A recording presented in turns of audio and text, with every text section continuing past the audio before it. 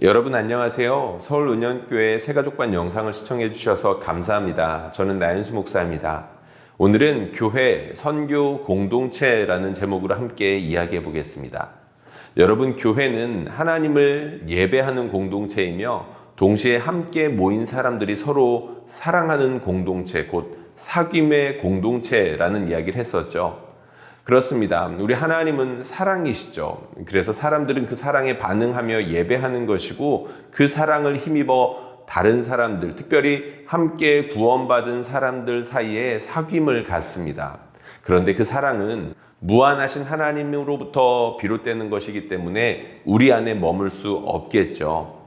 하나님의 사랑은 우리를 통하여서, 믿는 사람들을 통하여서, 곧 교회 공동체를 통하여서 교회 바깥으로, 세상으로 흘러나간다라고 저희는 믿습니다.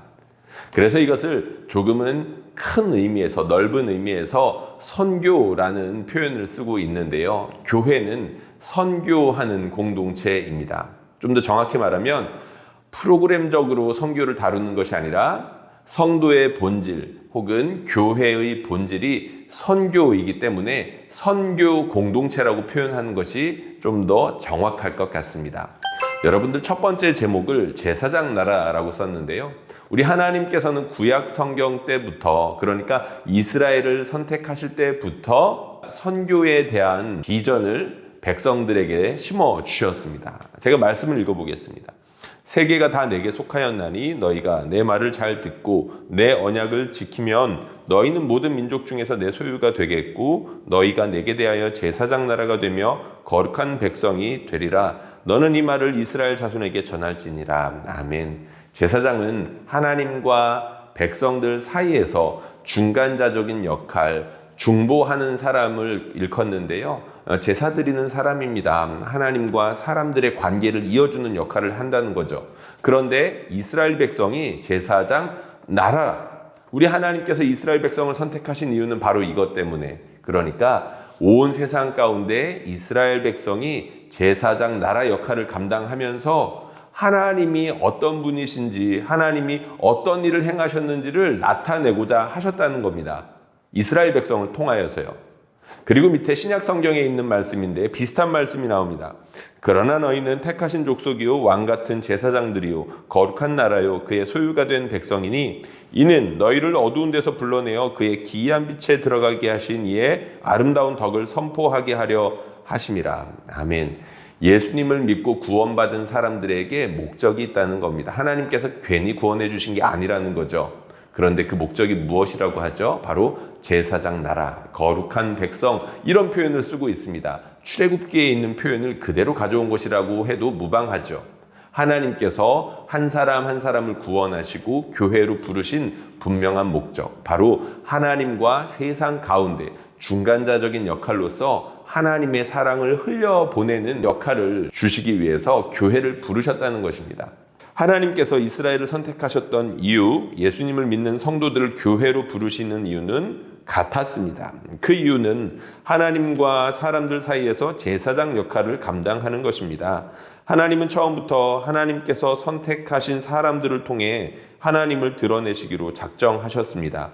예수님께서 제자들을 부르신 이유, 말씀과 성령을 통해 성도들을 교회로 부르시는 이유도 마찬가지입니다. 두 번째 제목 볼까요? 만물의 회복, 새 하늘과 새 땅을 향한 여정입니다. 우리 하나님께서 세상을 지으셨는데 처음만 있는 것이 아니라 마지막도 우리 하나님께서 큰 구원을 베푸실 것이라고 성경에 보면 여러 군데 나와 있거든요. 거기에 대한 내용입니다. 또 내가 새 하늘과 새 땅을 보니 처음 하늘과 처음 땅이 없어졌고 바다도 다시 있지 않더라. 모든 눈물을 그 눈에서 닦아주시니 다시는 사망이 없고 애통하는 것이나 곡하는 것이나 아픈 것이 다시 있지 아니하리니 처음 것들이 다 지나갔음이러라. 아멘. 요한계시록, 성경의 가장 마지막에 있는 책이죠. 마지막에 있는 책답게 이 세상의 마지막, 우리 하나님께서 이 세상을 어떻게 구원할 것인지에 대한, 바로 그 마지막에 대한 초점을 맞추고 있거든요. 새 하늘과 새 땅에 대한 이야기를 합니다.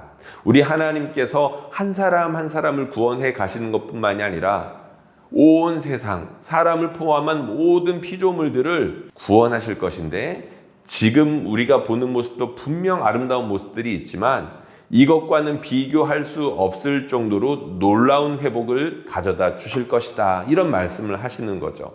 새 하늘과 새 땅이 우리가 살고 있는 바로 이 세상 가운데 임하면서 이전과는 전혀 다른 새로운 하나님의 나라가 임하게 될 것이라고 먼 미래, 정확히 말하면 마지막을 바라보면서 사도 요한이 예언하고 있는 것입니다.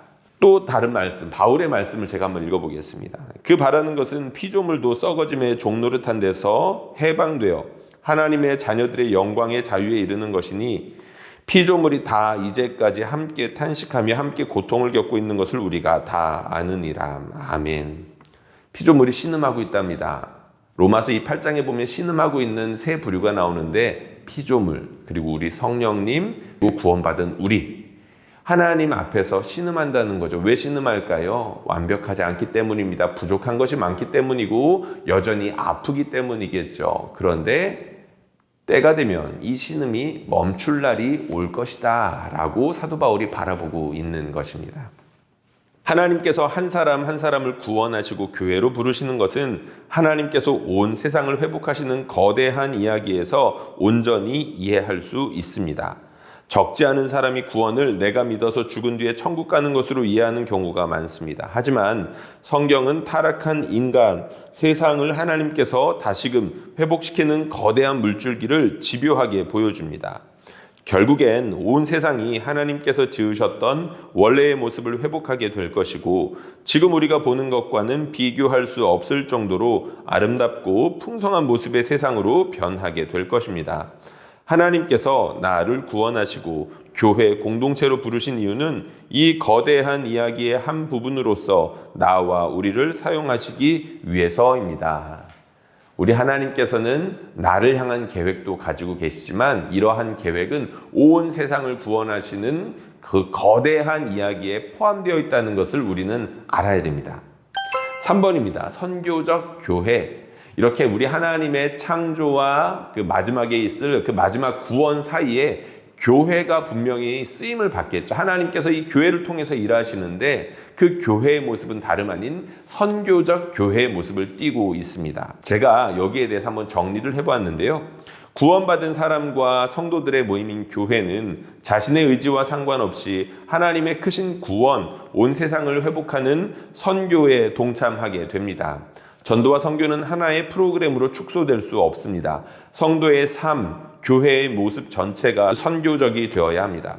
이것을 두고 우리는 선교적 교회라 부릅니다. 선교적 교회의 구체적인 모습은 다음과 같이 정리할 수 있습니다.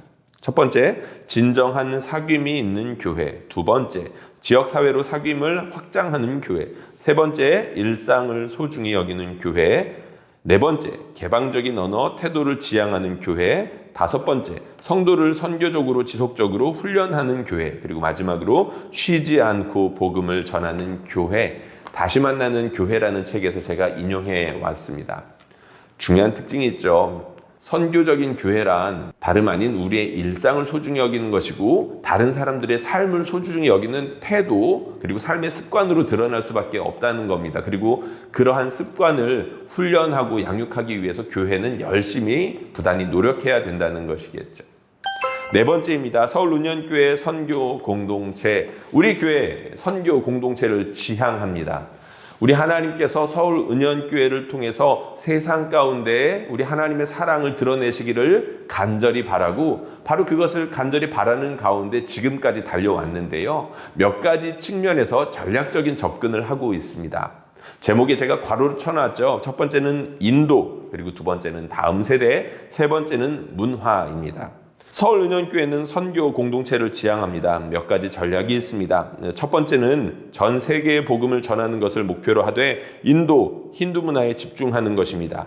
이를 위하여 인도에 여러 선교사님을 파송하고 후원할 뿐 아니라 현지의 사역자를 키우고 후원하는 일도 병행합니다. 두 번째는 다음 세대의 복음을 전하는 것을 목표로 하되 부모가 경험한 은혜를 자녀에게 전수하고 공유하고자 노력합니다. 이러한 목표를 아래 비전 스쿨과 3대 부흥회 등 우리 교회가 가진 고유의 사역을 개발하고 다른 교회와 공유하고 있습니다. 세 번째는 문화가 가진 힘을 인식하고 적극적으로 사용하는 것입니다. 세상에는 사람을 억누르고 파괴하는 문화가 있지만 동시에 사람을 아름답게 하고 풍성하게 하는 문화도 있습니다. 교회는 그것을 분별하여 예배와 선교에 적극적으로 활용합니다. 서울은현교회, 서울에 있는 은혜의 동산이라는 뜻을 가지고 있습니다. 우리 교회는 서울 그리고 북가자동과 응암동 등의 지역을 기반으로 하면서 이 지역과 주변의 사람들에게 하나님의 능력과 선하심을 나타내기 위하여 노력합니다. 동시에 우리 교회는 세계와 자녀 세대 그리고 믿지 않는 사람들 세상을 품기 위하여 노력합니다. 이것이 하나님께서 우리를 부르신 이유라고 믿기 때문이고 이러한 삶을 살아갈 때 참된 기쁨과 평안의 삶을 누릴 수 있다고 믿기 때문입니다. 서울은현교회의 성도가 되셨다면 여러분은 이미 이러한 삶을 시작하신 것입니다. 그렇습니다. 교회는 특별히 성령께 붙들린 교회는 가만히 있을 수 없습니다. 서로 뜨겁게 사랑하게 우리 성령님께서 이끄시기 때문이고 이 사랑이 여기를 흐르고 넘쳐서 다른 사람들에게로 향하기 때문입니다. 우리 교회가 바로 그것을 지향하고 있다는 것이죠. 여러분, 제가 마지막으로 질문 하나를 넣어놨습니다. 나의 삶이 하나님의 거대한 이야기에 속해 있다는 것을 알고 계셨나요? 이것을 아는 것과 알지 못하는 사람들 사이에는 어떤 차이가 있을까요? 그리고 어떤 차이가 있어야 할까요? 입니다. 여러분 한번 생각해 보시면 좋겠어요. 교회에 다니면서 의외로 많은 사람이 자기만 생각하는 경우가 많은데 성경은 끊임없이 이 시각을 다른 사람들에게로 교회 바깥으로 향하게 하고 있거든요. 여러분 시청해 주셔서 감사합니다.